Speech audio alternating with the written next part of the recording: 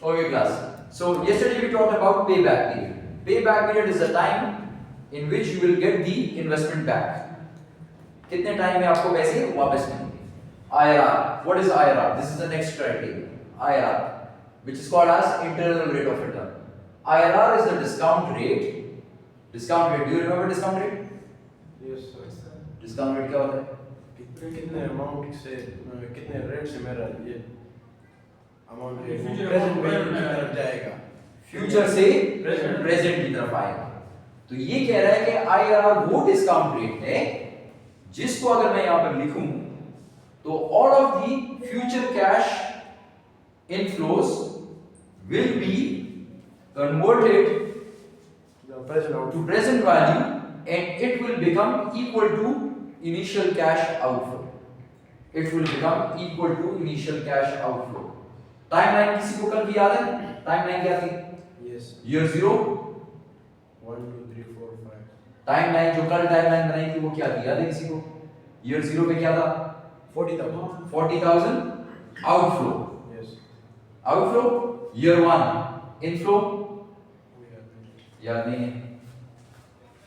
Let's have a look at the timeline yesterday. So this is what it looks like. 10,000 in year 1. This is cash inflow. Then 12,000 in year 2. Then 15,000 in year 3. And finally, 10,000 in year 4. And finally 7,000 in year 5. So this was the timeline which we discussed yesterday. अब इसमें देखें ऐसा आपने यहां पर discount rate रखना है कि जब मैं इस 10,000 को यहां पर लेकर आऊं, इस 12 को यहां पर लेकर आऊं, इस 15 को यहां पर लेकर आऊं, इस 10 को यहां पर लेकर आऊं और इस 7 को यहां पर लेकर आऊं, तो वो सब किसके बराबर हो जाए? वो सब को मिलाऊं तो वो किसके बराबर हो जाए? 40,000 40,000। ऐसा इंटरेस्ट रेट चाहिए। जो मैं पांचों पर अप्लाई करूं हाँ, जो पांचों पे अगर मैं उसको डिस्काउंट करूं तो वो सारे बराबर हो जाए initial cash outflow. So IRR is a discount rate that equates the present value of the future net cash flows from an investment project with the project's initial cash outflow. अब इसका तरीका क्या होगा?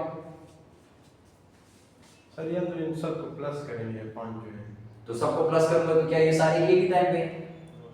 नहीं, जब इसको डिस्काउंट करूंगा तो इसको कैसे डिस्काउंट करूं? सर आपने कहा था कि इंटरपोलेशन से करेंगे इसको कैसे डिस्काउंट करूं? 10,000। एक साल के लिए डिस्काउंट है। हाँ, लेकिन कैसे करूंगा? क्या करूंगा? सर ये 10,000 प्रेजेंट वैल्यू वो फार्मूले से present value equal to future value divide by 1 plus i raise to power of n। अगर आप फार्मूला इस्तेमाल करें, अगर आप वो टेबल वाला करते हैं तो क्या करेंगे? प्रेजेंट वैल्यू इस 10,000 को मल्टीप्लाई करेंगे प्रेजेंट वैल्यू इंटरेस्ट फैक्टर के साथ, ठीक है?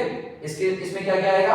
i n i आपको पता नहीं है, n कितना आएगा? 1, यहाँ पे 1 आएगा। इसके लिए क्या आएगा? 2, इसके लिए क्या आएगा? 3, इसके लिए 4, इसके लिए 5। ये भी क्लियर हो गया। अब i यहाँ पे कौन सा लिखते हैं? आज तो सर मैं पीवीआईएफ के टेबल पे जाके सर एन से मैच करेंगे अच्छा, PVIF के टेबल पे जाकर ये रहे आपके लिए मैंने PVIF का टेबल खोल दिया। अब मुझे बताएं कि i कौन सा लिखूं? ये ले PVIF, ये ले always and here you go with your PVIF table. Page number किसी को याद है? and 704 704. Okay, so let's go to page number 704. Page number 704. मेरे नीचे बॉटम ये ओके 704। सर ये 1 की जगह 1 के लिए पे टाइप करना सॉरी, ओके आ गया 704। यस ओके, कौन सा टेबल? PVIF PVIF। ये PVIF का टेबल भी आ गया। रोटेट किधर है? रोटेट ऊपर, वो प्रोटेक्ट के नीचे ऊपर इससे आगे सर ये page down form share release protect इसके नीचे प्रोटेक्ट ये लो rotate left right right right. ये हो गया। ये जूम कर दें, ये अब सही है। ओके जी, क्या करूं आप बताएं? क्लास कौन सा? सर हम यहाँ पर डिस्काउंट रेट कौन सा लेंगे? कौन सा डिस्काउंट रेट? तो मैं यही तो आपसे पूछूंगा, वो तो आप इसको सॉल्व करते हुए तो आपने डिसाइड करना है ना कौन सा डिस्काउंट रेट, ठीक है? आपको नहीं पता कौन सा डिस्काउंट रेट, तो जब नहीं पता होता तो आप लोग क्या करते थे? इंटरपोलेशन, हाँ, उसमें हम क्या करते थे? अंदाजा लगाते थे, ट्राई करते थे। ट्राई करते थे। तो पहले कौन सा लें? सर पहले लेते हैं 7%। 7%। अच्छा, मुझे आंसर पता है इसलिए हम 7 नहीं देते, आगे देते हैं क्योंकि मेरे पास सर 10 से लेंगे। ठीक है, 10 लेते हैं। चलें 10% लेते हैं। 10% की हालांकि सही नहीं है, लेकिन चलें 10% लेते हैं, थोड़ा बहुत नजदीक है। Okay, let's start with 10%। 10,000 को डिस्काउंट करें एक साल के लिए 10% के रेट के ऊपर। 10% रेट पे जाएंगे 1 ईयर, क्या इंटरेस्ट फैक्टर है? 0.909 multiply by 10,000 equals 9,090। Yes sir. ठीक, नेक्स्ट 12,000 के लिए कौन सा लेंगे? Second. Second, okay, 0.826 multiply by 12,000। 0.826 multiply by 12,000 9,912। 9,912। Okay, 15,000 के लिए थर्ड वाला 0.751 multiply by 15,000 11,265। 11,265। Okay, 10,000 4 683 6,830। Last one 7,000 into 0.621 जी, 7,000 into 0.621 4347। 4347। इन सबको ऐड करें, क्या ये 40,000 के बराबर आ रहा है? 6830. 11, 265. 265. 11,265।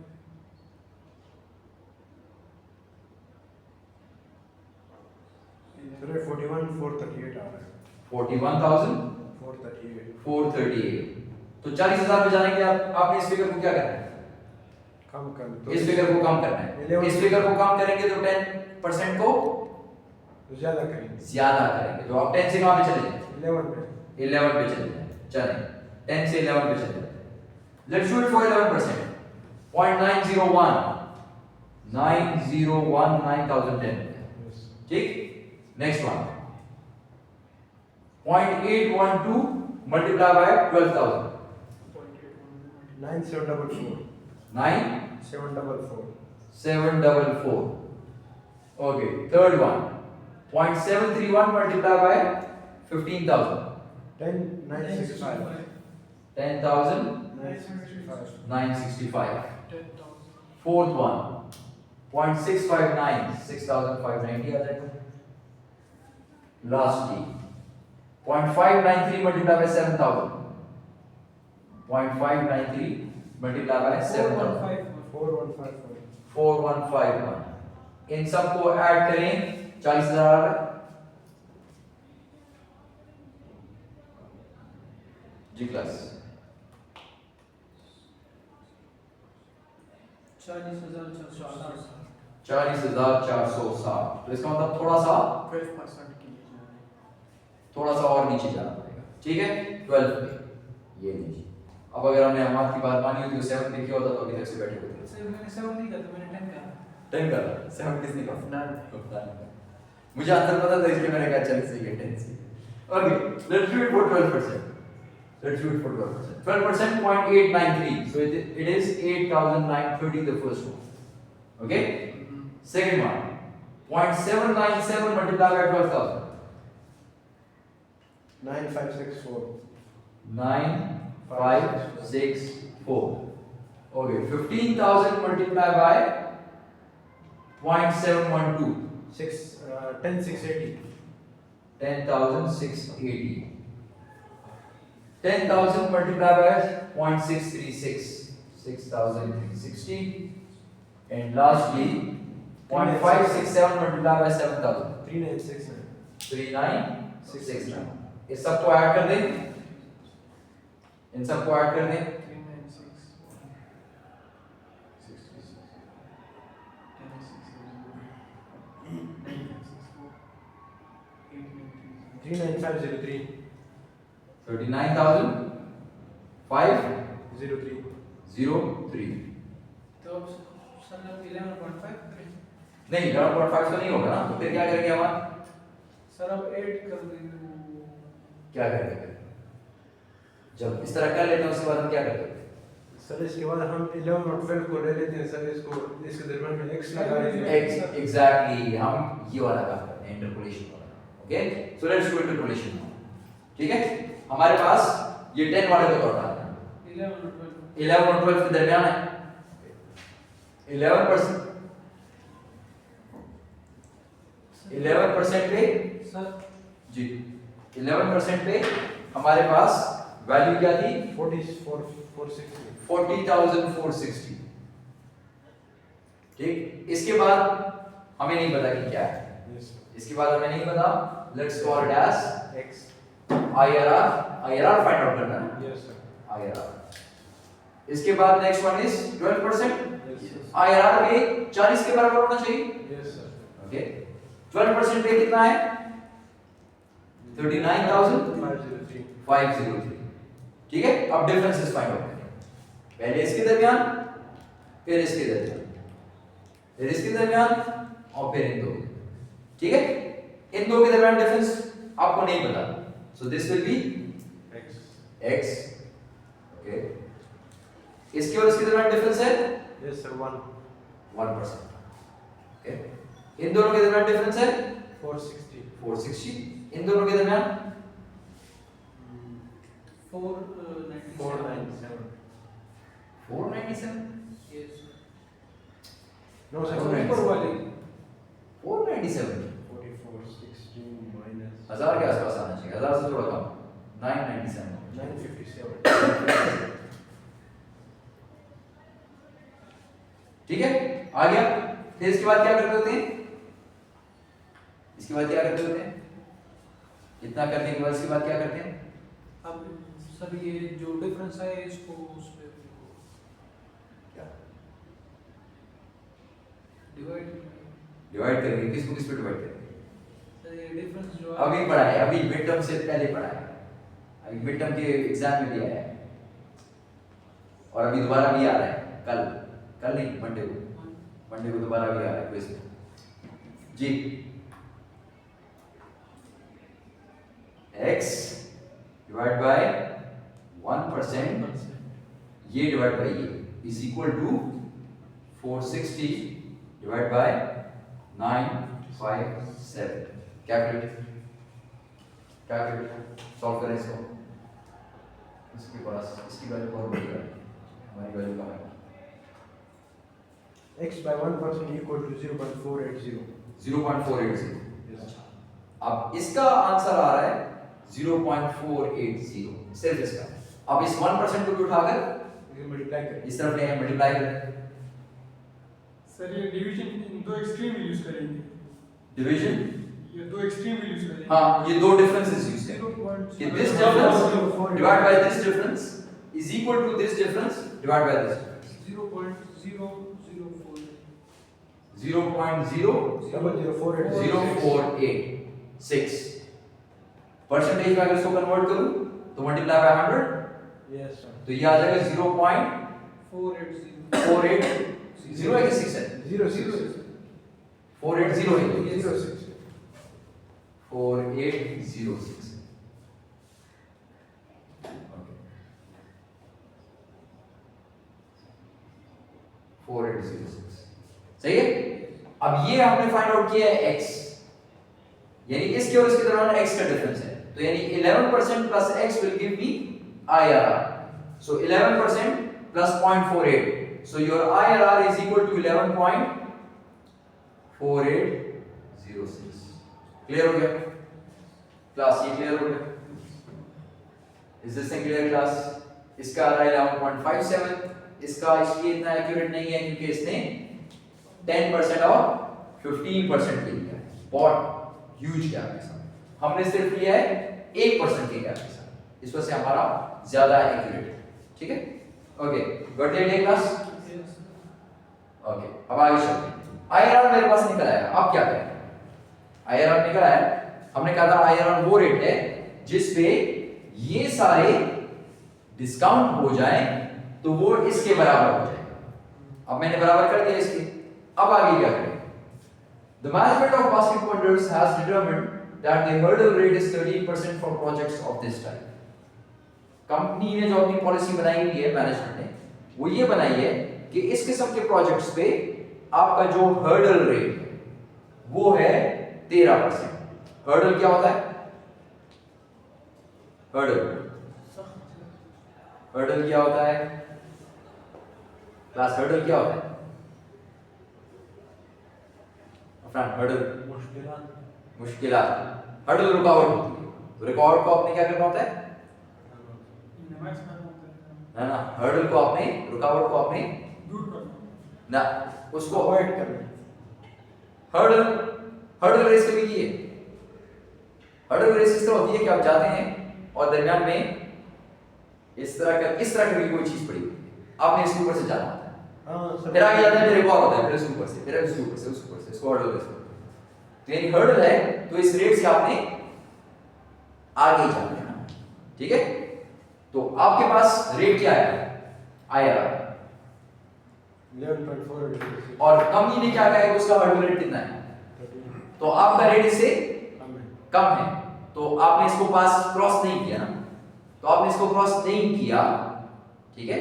तो इसका मतलब ये हुआ कि ये प्रोजेक्ट नाकाम है, रिजेक्ट। क्यों?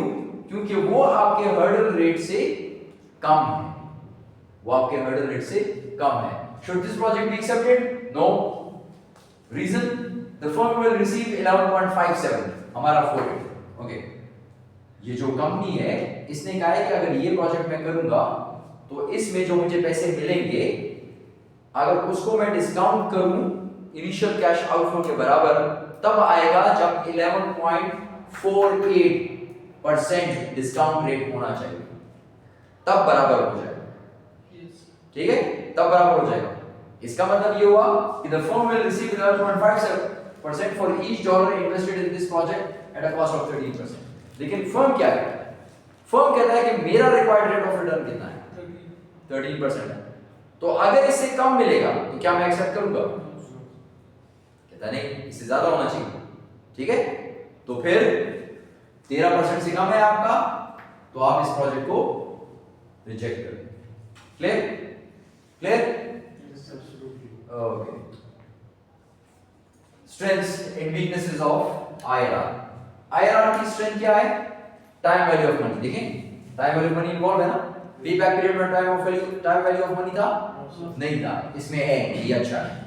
एक second, time pay back period में हमने सिर्फ वो पैसे देखे जो कि पे बैक तक थे, उसके बाद जो पैसे थे उसको हमने नहीं देखा।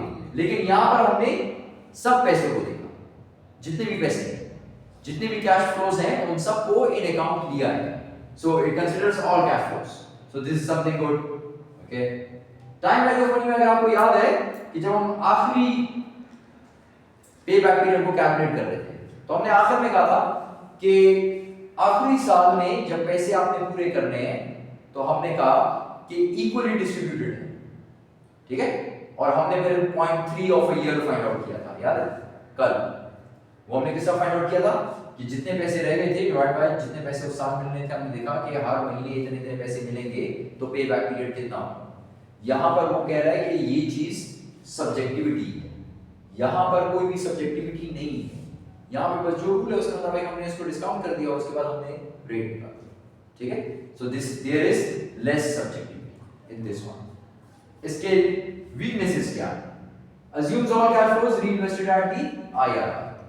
अब वो ये कहता है कि ये जब आप लोग ये IRR निकालते हैं तो आप लोग ये अज्यूम करते हैं कि जितने भी कैश फ्लोज हैं ये इसी रेट पर दोबारा इन्वेस्ट हो जाएगा, ये इसी रेट पे दोबारा इन्वेस्ट हो जाएगा। लेकिन ये assumption है आपकी कि इस रेट पे दोबारा इन्वेस्ट हो जाएगा, ठीक है? तो वो कह रहा है कि ये assumption सही नहीं है। Difficulties with project rankings and multiple IRRs। हम आज इंशाल्लाह देखेंगे, हम लोग प्रोजेक्ट रैंकिंग्स देखेंगे, ठीक है? तो वो कह रहा है कि इस मेथड में प्रोजेक्ट रैंकिंग मुश्किल होता है।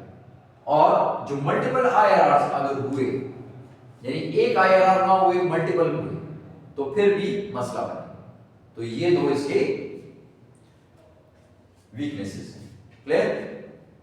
Clear class? वीकनेसेस भी क्लियर? सर एक पहले पॉइंट समझ नहीं आया कि इसमें सारे पैसे आईआरआर में इन्वेस्ट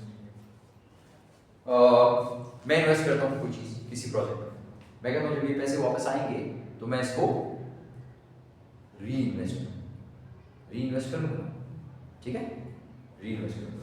इसमें assumption क्या होती है कि assumes that all cash flows will be reinvested at IRR, यानी यही पैसे मैं IRR पे रीइन्वेस्ट करूंगा, यानी मुझे ये मुझे रिटर्न देगा IRR के ऊपर, ये मुझे IRR का जो रेट निकाला है मैंने इसी पे रिटर्न देगा, ये मुझे रिटर्न देगा। तो ये assumption कि ये इसी रेट पे रिटर्न देगा वैलिड, मतलब जरूरी नहीं है कि ये हर बार आपको सेम अमाउंट के ऊपर रीइन्वेस्ट करे, ठीक है। Reinvestment at IRR is not possible. अरे कंपाउंडिंग की बात करें, जो रीइन्वेस्टमेंट की बात कर रहे हैं। हाँ, कंपाउंडिंग की बात कर रहे हैं। एक किस्म से आप समझ लें कि ये कह रहे हैं कि ये मैं इन्वेस्ट करूंगा इस रेट पर, बिल्कुल कंपाउंडिंग की बात कर रहे हैं। Okay, net present value. Net present value, present value सबको याद है क्या चीज? Yes sir. प्रेजेंट वैल्यू क्या था? Today cash outflow. हमने कोई किसी भी फ्यूचर के कैश को आज के दिन कितनी कीमत है इसको फाइंड आउट करने के लिए प्रेजेंट वैल्यू फाइंड आउट करते हैं, ठीक है। यहां पे ये कह रहा है नेट प्रेजेंट वैल्यू, यानी अगर इस प्रेजेंट वैल्यू इन सब की मैं प्रेजेंट वैल्यू फाइंड आउट करूं, इन सब तो वो बराबर होनी चाहिए, हमने इसमें पहले कहा था कि वो बराबर होनी चाहिए 40,000 के, ठीक है। और जिस रेट पे बराबर होगा वो आईआरआर होगा। यहां पे वो ये कह रहे हैं कि इन सब को आप डिस्काउंट करके यहां पर लेकर आएंगे तो वो इस 40,000 ये देखना है कि उसके पैसे आज के दिन कितने हैं, और फिर उसको 40,000 को उस पैसों में से निकाल देंगे तो आपको पता चलेगा कि ये प्रोजेक्ट करना है कि नहीं करना। Net present value is the present value of an investment project's net cash flows, इन सब के प्रेजेंट वैल्यू फाइंड आउट करें माइनस ये वाले पैसे जो आपने शुरू में दिए थे, minus the project's initial cash outflow. जितने पैसे मुझे आएंगे उन सबको पहले प्रेजेंट में लेकर आए, उनको जमा करें, और फिर जो शुरू में पैसे दिए उसको बीच में से निकाल दें, तो आपको पता चल जाएगा कि ये प्रोजेक्ट करना है कि नहीं करना, इस प्रोजेक्ट का क्या हिसाब है, क्या है। क्लियर? क्लियर है? स्टार्ट करें इसको, स्टार्ट करें class. Okay, project cash flow से लिखे हुए, ठीक है। इन सब को आपने क्या करना है, क्या करना है? प्रेजेंट वैल्यू फाइंड आउट करनी है। प्रेजेंट वैल्यू के लिए आपको किस चीज की जरूरत होती है? परसेंट की, डिस्काउंट रेट, ठीक है। डिस्काउंट रेट आपको दे रहा है क्वेश्चन में कि डिस्काउंट रेट कितना है। Basket model has determined that the appropriate discount rate for this project is 13%, 13% का डिस्काउंट, ये ले 13%, ठीक। 13% पे सबको डिस्काउंट करें, let's start discounting. First year फिर सेकंड, आपको चाहिए होगा इसके लिए टेबल, 13% नंबर है ये, रोटेट ये 13% आ गया। Okay, let's start discount. 10,000 को डिस्काउंट करूंगा तो 13%, और पीरियड कितना है? 1, so it is 0.885, so it will be equal to 8,850. Next one is 0.783, so 0.783 multiplied by 12,000, 9396. 9396. Second one is, sorry, third one is 0.693, 0.693 multiplied by 10395. 15,000, 10,395.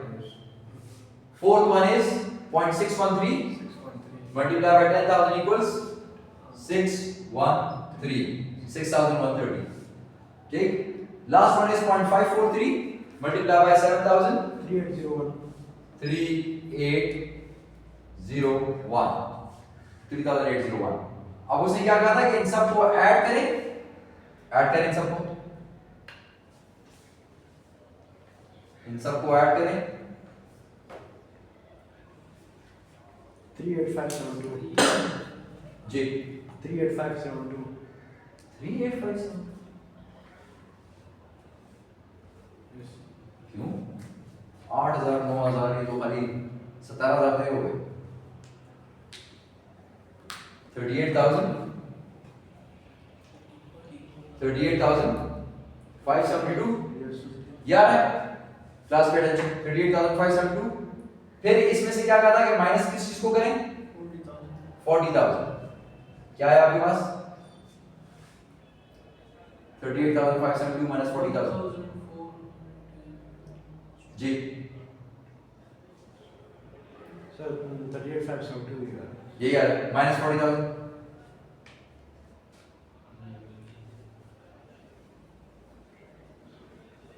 1428 1428 minus plus ये sir अगर 40 के साथ माइनस होगा तो माइनस होगा माइनस आएगा तो इस तरह आपने इस तरीके से करना है इसका मतलब इसका एनपीवी क्या आ रहा है एनपीवी इसका नेगेटिव आ रहा है ठीक अच्छा जिसका नेगेटिव एनपीवी आ रहा है इसका मतलब क्या होगा इस नेगेटिव एनपीवी का क्या मतलब है जी क्लास नेगेटिव एनपीवी का क्या मतलब है नहीं रहना चाहिए लेकिन इसका मतलब क्या होगा नेगेटिव एनपीवी का मतलब क्या होगा कि सर आज को इन पैसों की जो अभी हमें मिल रहे हैं फ्यूचर में इनकी आज की कीमत जो 38,572 है जबकि हमने उस वक्त में इनिशियल हमने 40,000 40,000 दिए हाँ तो मैंने दिए 40,000 लेकिन जो मुझे पैसे आएंगे फ्यूचर में अगर उनको वापस लेकर आऊं तो वो 40,000 से कम है तो नेगेटिव एनपीवी जब भी आ जाए इसका मतलब प्रोजेक्ट को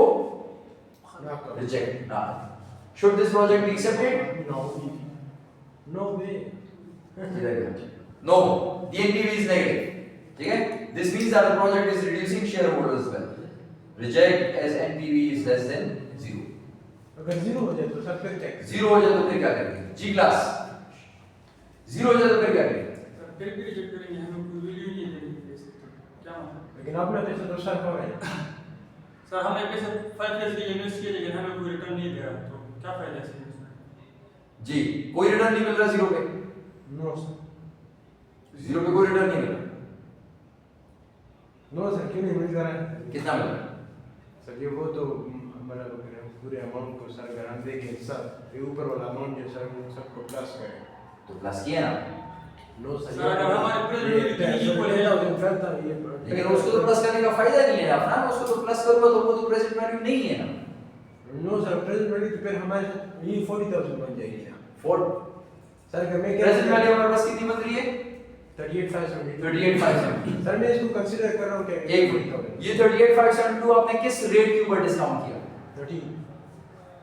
13 ये 13 आपका क्या था डिस्काउंट रेट था सर डिस्काउंट रेट था इस डिस्काउंट रेट को एक और नाम भी बताए थे कितने नाम बताए थे आपने required rate of return required rate of return required rate of return का मतलब क्या होता है हर हालत में बस यही चीज जितना आपको रेट चाहिए तो अगर ये दोनों बराबर हो जाए 40,000 का 40,000 आ जाए तो इसका मतलब क्या हुआ कि आप कितने पैसे कमा रहे हैं आप कितना रिटर्न कमा रहे हैं 13% कमा रहे हैं ब्रेक इवन किसका मत ब्रेक इवन तो तब है ना जब मैं एक चीज पे जितने पैसे दिए उतने पैसे वापस आ रहे जितने पैसे दिए उतने पैसे वापस आ रहे ठीक है अब मैं कहता हूं कि मैं चाहता हूं कि मुझे 13% रिटर्न मिले आप कहते हैं ठीक है आप कहते हैं सर ये जो 2 साल बाद पैसे मिलेंगे ना इसको 13% से कम करके और देखते हैं इसकी आज के दिन कीमत कितनी है आपने आज के दिन कीमत देखी उसकी तो बराबर हो गई उस पैसों के जो मैं आज बीच में पैसे इन्वेस्ट कर रहा हूं लगा तो आपने जब इसको कम किया था इन पैसों को जो फ्यूचर में मिलेंगे तो किस रेट पे कम किया था 13% से तो इसका मतलब 13% तो कमा लिया ना 13% तो कमा लिया तो इसका मतलब ये है कि जीरो एनपीवी प्रोजेक्ट भी बुरे नहीं ठीक है पॉजिटिव एनपीवी प्रोजेक्ट्स अच्छे हैं जीरो एनपीवी प्रोजेक्ट्स भी बुरे नहीं है हाँ नेगेटिव एनपीवी प्रोजेक्ट्स बहुत बुरे हैं क्योंकि वो आपका रेट ऑफ रिटर्न आपको कम दे कम देंगे हो सकता है कि वो भी इतने बुरे ना हो लेकिन उसका रेट ऑफ रिटर्न कम है, उस रेट ऑफ रिटर्न से कम है जो आप चाहते हैं। आप कितना चाहते हैं? 13%।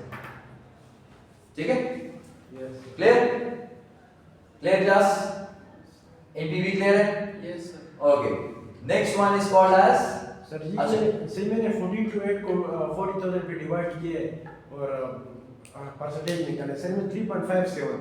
सर इसका मतलब ये है कि हमें 13% से 3.5 से कम मिल रहा है। नहीं, अपना आंसर नहीं कर सकते। क्यों नहीं कर सकते? क्योंकि ये जो पैसे मिल रहे हैं ये आज के दिन सारे मिल रहे हैं ना, इसको मैंने डिस्काउंट किए सारे आज के दिन मिल रहे हैं, तो इसका मतलब ये है कि आज के दिन उसकी कीमत क्या है। ठीक, अब आप कह रहे हैं कि आपको इतने मिले, इतना आपका बीच में एक किस्म का समझे, एक किस्म का लॉस हो गया, एक किस्म का, ठीक है, ये लॉस हो गया।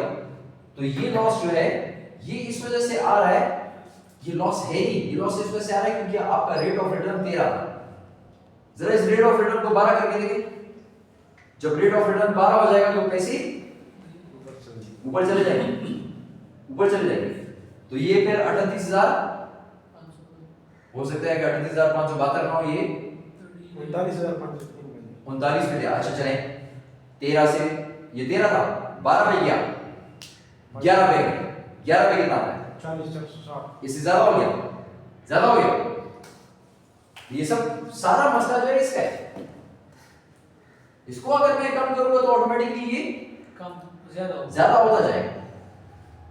तो अगर हमारा है वो कहता है मुझे 13% रिटर्न चाहिए, ठीक है, आसिफ कहता है नहीं मुझे 10% चाहिए, तो अगर आसिफ 10% के ऊपर ये कैलकुलेशन करेगा तो आसिफ के पास आंसर क्या आएगा? तो वो तो कहेगा एक्सेप्ट, प्रोजेक्ट करो। तो इसका मतलब ये है कि ये सब कुछ इस पर डिपेंड है, ठीक है, समझ आए? जितना आपका रिक्वायर्ड रेट ऑफ रिटर्न कम होगा उतना एनपीवी उसका पॉजिटिव की तरफ जाना शुरू हो जाएगा, यानी ज्यादा होता जाएगा, ठीक है। जितना आप रिक्वायर्ड रेट ऑफ रिटर्न को ज्यादा करेंगे एनपीवी नेगेटिव की तरफ जाएगा। सही है क्लास? Yes, sir. समझ आई इस बात की? Okay, strengths and weaknesses. Strengths, cash flows assume to be invested at the reinvested at the hurdle rate. ये जो कैश फ्लोज आपके पास आए हैं ये सारे ये तो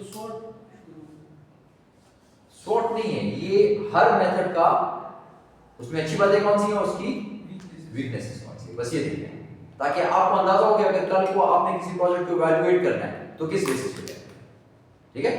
मतलब आपको अंदाजा होगा कि कौन सा मेथड अच्छा है, कौन सा मेथड गलत है। Okay, strengths, cash flows assume to be reinvested at the hurdle rate. इसमें हम लोग ये कहते हैं कि ये जो पैसे मेरे पास आएंगे ना, कैश फ्लो, इसको मैं दोबारा इन्वेस्ट करूंगा और किस रेट पे इन्वेस्ट करूंगा? जो मेरा रिक्वायर्ड रेट ऑफ रिटर्न है या हर्डल रेट है उस पे इन्वेस्ट करूंगा, ठीक है। Okay, accounts for time value of money, इसके अंदर टाइम वैल्यू ऑफ मनी आपने इस्तेमाल किया था? Yes, it is good. Considers all cash flows, ये जितने भी कैश फ्लोज हैं मैंने सारी की कैलकुलेशन की है, ठीक है, कोई बीच में से छोड़ा नहीं। तो इसका मतलब ये है कि ये सब कैश फ्लोज को इन अकाउंट लेता है और ये टाइम वैल्यू ऑफ मनी के कांसेप्ट को भी इन अकाउंट लेता है। क्लियर? स्ट्रेंथ सारी क्लियर हो गई? Yes, sir. Okay, weaknesses may not include managerial options embedded in the project which is part of chapter 14। अब वो कह रहा है कि इसके अंदर मैनेजेरियल ऑप्शंस नहीं, किसी भी प्रोजेक्ट के साथ कोई ना कोई मैनेजेरियल ऑप्शंस होंगे जो कि इसके अंदर हमने कंसीडर नहीं किया, हमने सिर्फ पैसों को कंसीडर किया, कितने पैसे गए कितने पैसे आए, बस इसको देखा है। तो वो कह रहा है कि ये इस प्रोजेक्ट की एक खामी, वीकनेस, सही है। Yes, sir. आगे जाए क्लास, आगे जाए। Yes, sir. ओके, ना नेट प्रेजेंट वैल्यू प्रोफाइल। अब मैंने आपसे थोड़ी देर पहले कहा कि ये जो एनपीवी है ये किस चीज पे डिपेंड कर रहा है? डिस्काउंट रेट, डिस्काउंट रेट पे डिपेंड कर रहा है, ठीक है। So NPV is dependent is on the Discount rate. Dependent is on the which axis? y axis, y axis. Discount rate independent है, so discount rate is on the x axis, सही है, हो गया। जो डिस्काउंट रेट ज्यादा होता है NPV कम कम होता है, तो इसका मतलब रिलेशनशिप क्या हो गया? Inverse. इनवर्स रिलेशनशिप, सही है। Yes, sir. ओके, आगे चलो। एनपीवी 0 किस जगह पर है? एनपीवी 0 उस जगह पर होगा, एनपीवी 0 किस जगह पर होगा? IRR पर। आईआरआर पे 0 के एनपीवी यस सर 11.48 11.48 जो आपने थोड़ी देर पहले यहां पे फाइंड आउट किया था, ठीक है। तो जब जिस जगह पे एनपीवी ये कर्व 0 पे होगा, ये जगह आईआरआर, ये सही है। हमने थोड़ी देर पहले आईआरआर कितना फाइंड आउट किया था? 11.48। यानी अगर मैं यहां पे 11.48 लिखूं तो ये 40 इस ये जो है ये बन जाएगा 40 और यहां पे आ जाएगा इक्वल्स 0 0, जिसके भी हमने बात भी की था। ठीक है। क्लियर हो गया? अच्छा, और जो मैं डिस्काउंट रेट को कम करूंगा मेरा एनपीवी पॉजिटिव होता जाएगा, ठीक है, पॉजिटिव। और अगर मैं डिस्काउंट रेट को ज्यादा कर दूं 13 जो अभी यहां पर 13 तो आपका एनपीवी नेगेटिव 0 से नीचे आएगा। क्लियर है ये बात? Clear class? Yes. Is this clear? Yes sir. Okay. Let's see. अच्छा, वो जो ऊपर सबसे ऊपर जो नजर आ रहा है सम ऑफ कैश फ्लोज और फिर उसके बाद 3 of these points are easy now, ये बात हमने सारी समझ ली है, ठीक। This is the last evaluation method which is called as profitability index. कुछ ब्रेक ले लेते हैं। ब्रेक ले, पॉज कर लें। ओके।